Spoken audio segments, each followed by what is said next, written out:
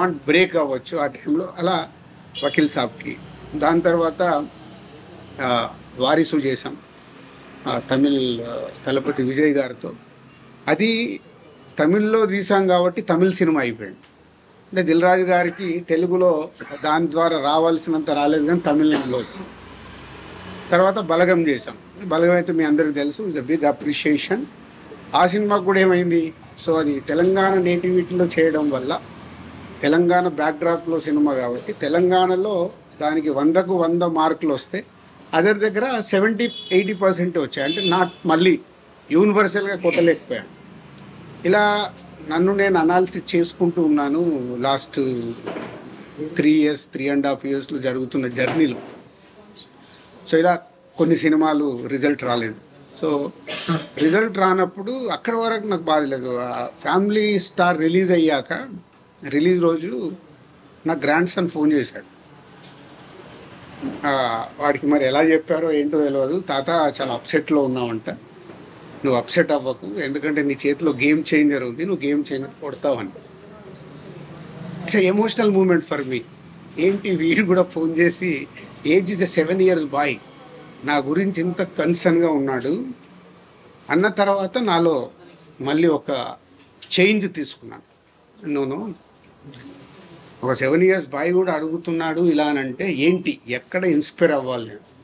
So సినిమాలు మళ్ళీ పాత రోజుల్లాగా నేను ఎక్కడ మిస్ అవుతున్నాను, ఎలా పట్టుకోవాలి అని ఒక టార్గెట్ స్టార్ట్ అయింది. నాట్ ఓన్లీ ఆరాంష్, వాడి పేరు, మై గ్రాండ్ సన్ పేరు ఆరాంష్ అని కాదు, చాలామంది ఏమైంది సార్ మీడియా మిత్రుల్లో ఉన్నా, మీ సినిమాలు రావట్లేదు, మీకు రిజల్ట్ వస్తలేవు, దిల్ రాజు జడ్జిమెంట్ అయిపోయిందా, ఇలా రకరకాలుగా శ్రేయోభిలాషులు మాట్లాడడం కావచ్చు, ఇండైరెక్ట్గా మాట్లాడడం కావచ్చు, చెవున పడుతూ ఉంటాయి. ఆ టైంలో నాకు ఒక ఫియర్ స్టార్ట్ అయింది, అరే నిజంగా నా జడ్జిమెంట్ పోయిందా, నిజంగా ఇంకా నేను రైట్ సినిమాలు ఇవ్వలేనా, లేదు కాంబినేషన్కి వెళ్ళిపోవాలా. ఇలాంటి టైంలో ఒకరోజు అనిల్ రావిపూడి కూడా ఇట్లా నా క్లోజ్ ఉండే డైరెక్టర్స్తో కాన్వర్సేషన్ స్టార్ట్ అయింది. సార్ ముందు ఉన్నదానికి ఇప్పటికీ నాలో ఏదో తేడా కనిపిస్తుంది, మీ అబ్జర్వేషన్ ఏంటి, నా క్లోజ్ ఉన్న వాళ్ళకి.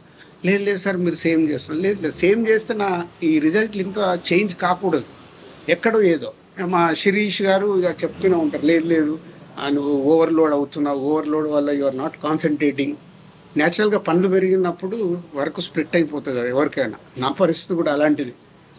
లేదైతే I want is a steam line, దేని దానికి ఎలా చెయ్యాలి అని. సో ఎప్పుడు ఇక్కడ సినిమా ఫీల్డ్లో సక్సెస్ ఉంటేనే వాల్యూ ఉంటుంది, అది ఎవరికైనా.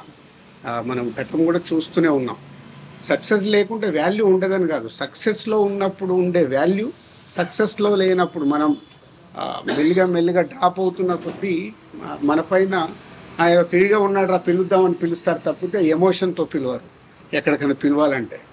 సో అక్కడ నాకు ట్రిగ్గర్ అయింది, లేదు ఇప్పుడు చేతిలో ఏం సినిమాలు ఉన్నాయి, ఈ సినిమాలకి రిజల్ట్ ఎలా తెచ్చుకోవాలి. అలాంటి టైంలోనే శంకర్ గారి ఇండియన్ 2 రిలీజ్ అవ్వడం, ఇండియన్ 2 రిలీజ్ అయ్యి రిజల్ట్ మనందరికి తెలిసిందే. సో అక్కడి నుంచి శంకర్ గారి మీద కూడా ఇంకా శంకర్ గారి దగ్గర నుంచి వస్తున్న గేమ్ చేంజర్ ఎలా ఉంటుంది, ఎక్కడ కూడా సినిమా పైన ఒక ఇంట్రెస్ట్, ఒక హీరో గారు తప్పితే ఇంట్రెస్ట్ క్రియేట్ చేయలేకపోతున్నాము. బయట కూడా శంకర్ గారు ఏం చేస్తారంటే ఇప్పుడు ఇక రాజుగారు కూడా జడ్జిమెంట్ ఎలా ఉంది చూస్తున్నాం కదా, ఈ సినిమా ఎలా ఉంటుంది, ఏం వర్క్ అవుతుంది, రకరకాలే వింటూ ఉన్నాను. సో వింటూ ఓన్ చేసుకుంటూ, లేదు ఈ సినిమా ఏది నమ్మాను, శంకర్ గారు కథ చెప్పినప్పుడు 4 years బ్యాక్ ఏమి బిలీవ్ చేశాము అది ఉందా, సినిమాలో అది డెలివరీ చేస్తున్నామా అనే దాని మీదనే నంబర్ ఆఫ్ టైమ్స్ డిస్కషన్ పెట్టుకొని శంకర్ గారితో కూడా మాట్లాడుతూ, జనరల్గా మీ అందరికీ తెలుసు శంకర్ గారు ప్రొడ్యూసర్స్కి అంత యాక్సెస్ అనేది సినిమా విషయంలో, క్రియేటివిటీ విషయంలో ఏ పెద్ద డైరెక్టర్ కూడా ఇవ్వరు. సో బట్ నేను అప్రోచ్ అవుతూ ఎప్పటికప్పుడు, సార్ మీరు చెప్పిన కథ ఇది, మళ్ళీ మీరు చెక్ చేసుకుంటూ ఉండండి, ఈ సినిమా రిజల్ట్ మీకు నాకు చాలా ముఖ్యం, హీరో గారికి ఎలాగో ముఖ్యం, RRR తర్వాత వస్తుంది కాబట్టి ఆయనకు ముఖ్యమే. సో వెరీ ఇంపార్టెంట్ ఫిలిం అని వర్క్ చేస్తూ చేస్తూ చేస్తూ ఎస్ కంబ్యాక్గా వస్తుంది. నేను ఇప్పుడు ఓన్ చేసుకుంటున్నాను, yes it's a comeback film for me after long time. Telugu స్టేట్స్లో ఏ రకంగా తీసుకున్నా లాట్ ఆఫ్ విజిల్స్ కొట్టే మూమెంట్స్ ఉంటాయి.